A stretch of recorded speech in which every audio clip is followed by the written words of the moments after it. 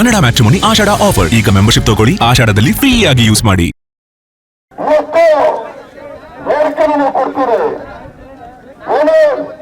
ಸರ್ವ ಪಕ್ಷದ ಸಭೆಯನ್ನು ಕರೀತಾರೆ ಅಂತೇಳಿ ನನ್ನ ಮುಖ್ಯಮಂತ್ರಿ ಘೋಷಣೆ ಮಾಡಿರುವಂತದ್ದು.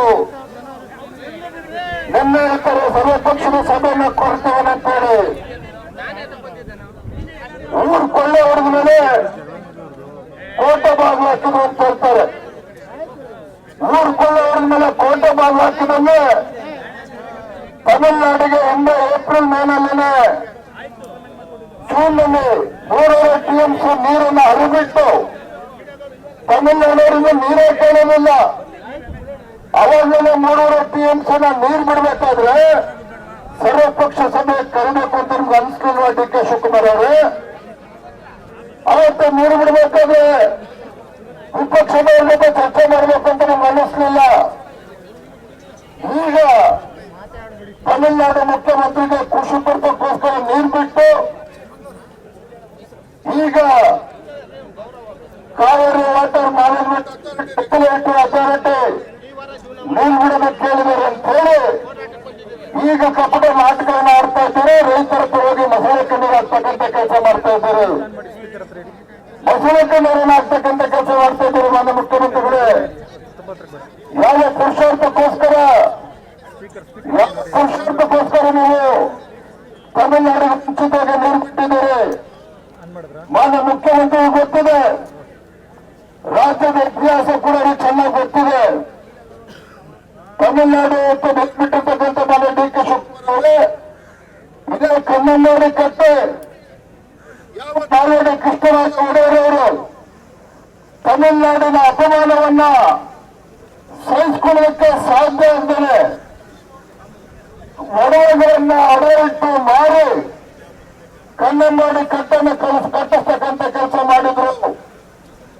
ಅಂತ ಇತಿಹಾಸ ಇರ್ತಕ್ಕಂಥ ಕನ್ನಂಬಾಡಿ ಕಟ್ಟೆ ಒಂದ್ ಕಡೆ ಆದ್ರೆ ತನ್ನ ಮುಖ್ಯಮಂತ್ರಿ ಕುರ್ಚಿಯನ್ನು ಉಳಿಸ್ಕೊಳ್ಳೋಕ್ಕೋಸ್ಕರ ತಮಿಳುನಾಡು ಕೇಳಕ್ಕೂ ಮುಂಚೆ ನೀರು ಬಿಟ್ಟಿರ್ತಕ್ಕಂಥ ಅಪಖ್ಯಾತಿ ಈ ರಾಜ್ಯದ ಮುಖ್ಯಮಂತ್ರಿಗಳು ಮಾನ್ಯ DK ಶಿವಕುಮಾರ್ ನೀವು ಎತ್ಕೋಬೇಕಾಗ್ತದೆ. ಇವತ್ತು ಮಾನ್ಯ ವಿರೋಧ ಪಕ್ಷ ನಾಯಕರು ಇಲ್ಲೇ ಇದ್ದಾರೆ.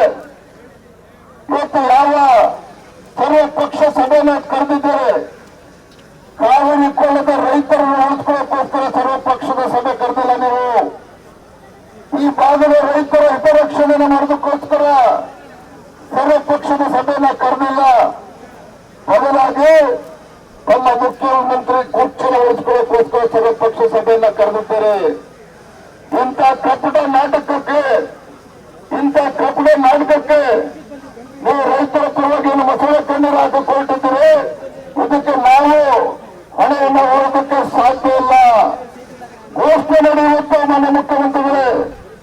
ನನ್ನ ಮುಖ್ಯಮಂತ್ರಿ ಕುರ್ಚಿ ಹೋದ್ರೂ ಪರವಾಗಿಲ್ಲ, ಯಾವುದೇ ಕಾರಣಕ್ಕೂ ಕಾವೇರಿ ಕೊಳ್ಳದ ರೈತರಿಗೆ ಅನ್ಯಾಯ ಮಾಡೋದಕ್ಕೆ ಬರೋದಿಲ್ಲ, ತಮಿಳುನಾಡಿಗೆ ನೀರನ್ನು ಹರಿಸೋದಿಲ್ಲ ಅನ್ನೋದನ್ನ ಘೋಷಣೆ ಮಾಡಿ ಆಮೇಲೆ ನಾವೆಲ್ಲೂ ಕೂಡ ಸರ್ವಪಕ್ಷ ಸಭೆಗೆ ಬರ್ತೇವೆ. ಅಲ್ಲಿ ಸರ್ವಪಕ್ಷ ಸಭೆ ಬರೋದಕ್ಕೆ ಸಾಧ್ಯ ಇಲ್ಲ. ಇದನ್ನ ಮಾಡೋದಕ್ಕೆ ಮುಖ್ಯಮಂತ್ರಿಗಳ ತಾಕತ್ತಿಲ್ಲ. ಇದನ್ನ ಮಾಡೋದಕ್ಕೆ ತಾಕತ್ತಿಲ್ಲ. ರೈತರ ರಕ್ಷಣೆ ಮಾಡೋದಕ್ಕೆ ಧೈರ್ಯ ಇಲ್ಲ. ತಮಿಳುನಾಡು ಕೃಷಿ ಪಡಿಸೋದಕ್ಕೆ ತೋಟಕ್ಕೆ ಅಂತ ರೈತ ವಿರೋಧಿ ಕಾಂಗ್ರೆಸ್ ಸರ್ಕಾರದ ವಿರುದ್ಧ ಇವತ್ತು ರಾಜ್ಯದ ಎಲ್ಲ ರೈತ ಸಂಘಟನೆಗಳು ಕೂಡ ಬೀದಿಗಿಳಿದು ಹೋರಾಟ ಮಾಡ್ತಾ ಇದೆ. ಭಾರತೀಯ ಜನತಾ ಪಾರ್ಟಿ ಒಂದು ಜವಾಬ್ದಾರಿತ ವಿಪಕ್ಷವಾಗಿ ಈ ರಾಜ್ಯ ನಾಡಿನ ರೈತರ ರಕ್ಷಣೆಗೆ ಬರಬೇಕಾಗಿರ್ತಕ್ಕಂಥದ್ದು ನಮ್ಮ ಕರ್ತವ್ಯ ಇದೆ. ಹಾಗಾಗಿ ಇವತ್ತು ಕೇರಳದಲ್ಲಿ ಈ ಭಾಗದ ರೈತರ ರಕ್ಷಣೆಗೆ ಸರ್ಕಾರ ಬರಬೇಕು ಅಂತ ರೈತ ವಿರೋಧಿ ಕಾಂಗ್ರೆಸ್ ಸರ್ಕಾರವನ್ನ ಎಚ್ಚರಿಸಬೇಕು ಅಂತ ಬಂದಿರುವಂತದ್ದು. ಇವತ್ತು ರಾಜ್ಯ ಸರ್ಕಾರ ಎಚ್ಚೆತ್ತುಕೊಂಡು ಈ ಭಾಗದ ರೈತರ ರಕ್ಷಣೆಗೆ ಬರಬೇಕು ಅಂತ ಈ ಸಂದರ್ಭದಲ್ಲಿ ಆಗ್ರಹ ಪಡಿಸ್ತಾ ನನ್ನ ಮಾತನ್ನು ಮುಗಿಸ್ತಾ ಇದ್ದೇನೆ.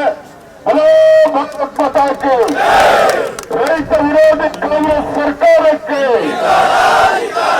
ರೈತ ವಿರೋಧಿ ಕಾಂಗ್ರೆಸ್ ಸರ್ಕಾರಕ್ಕೆ,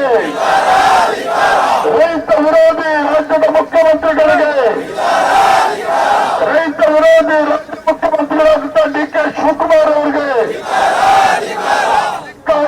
ಧಿಕ್ಕಾರ. ರೈತ ವಿರೋಧಿ ಕಾಂಗ್ರೆಸ್ ಸರ್ಕಾರಕ್ಕೆ ಕನ್ನಡ ಮ್ಯಾಟ್ರಿಮೋನಿ ಆಷಾಢ ಆಫರ್. ಈಗ ಮೆಂಬರ್ಶಿಪ್ ತಗೊಳ್ಳಿ, ಆಷಾಢದಲ್ಲಿ ಫ್ರೀ ಆಗಿ ಯೂಸ್ ಮಾಡಿ.